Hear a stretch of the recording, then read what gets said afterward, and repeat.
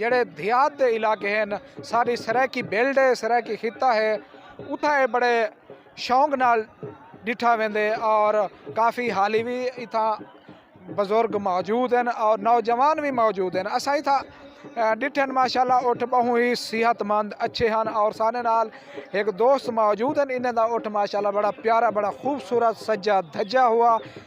असा इन्हें कने पूछते से कि कित्थू आयन ते उठ दा नाम क्या है ऐसा को दसे सन सूरत हाल। अस्सलाम वालेकुम भाईजान पहले तो ये दसे सो कित्थू आए जिला राजनपुर तो माशाल्लाह बड़ा सफर करते हैं राजनपुर चो। अच्छा उठ दा ना ढोल बादशाह माशाल्लाह उठदा ना ढोल बादशाह। अच्छा ये नौजवान साकू उठ लगदा पे इतना भाई उम्र वाला नहीं लगदा पिया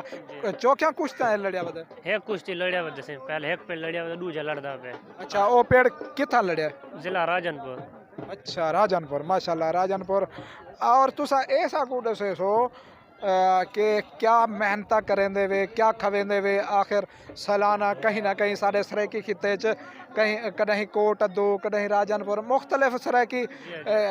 जेड़े हैं साढ़े ज़िले हैं मुख्तलिफ सालाना ये मेले थी ये खुशियाँ थी जेड़ा है और तुसा क्या खवेंदे वे कि ये जेड़ा है नौजवान इतना सेहतमंद इतना जेड़ा है जोरावर उठ बन वेंदे और ताकत वाला तुम्हारी ख्वाहिश होंदी है कि साडा उठ हर पेड़ जीते घी पी लेने दूध भी पी लेने। अच्छा इंदे अलावा यो घा पट्टा हाँ घा पट्टा अच्छा हाँ हाँ क्या इंदे नाल तुसां या तुहाडे बुजुर्ग मसलन जेड़े एक तजर्बाकार बुजुर्ग जिन्हें कोई शौक होंदे बचपन तो उठ पालन दा क्या ओ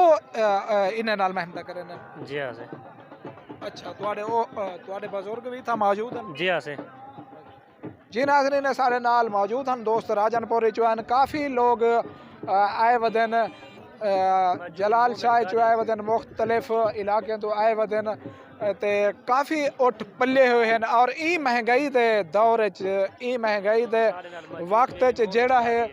काफ़ी लोग मेहनत करें उठे नाल मेहनत ये सिर्फ अपनी सराकी सकाफत को उजागर करने वास्ते सराकी बुजुर्ग जेड़ा है ये शौक रखते हैं और आने वाली नस्ल भी जेड़ा है उन्होंने शौक को कायमो दायम रखने वास्ते हर खिते दे हर जिले दे हर सूबे दे अपने शौक होने तो साढ़े सराकी खिते का ये एक शौक है जिमें डांदे की हाठ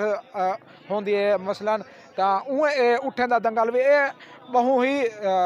देर नाल थींदे काफ़ी सालें बाद थींदे मुख्तलिफ ज़िले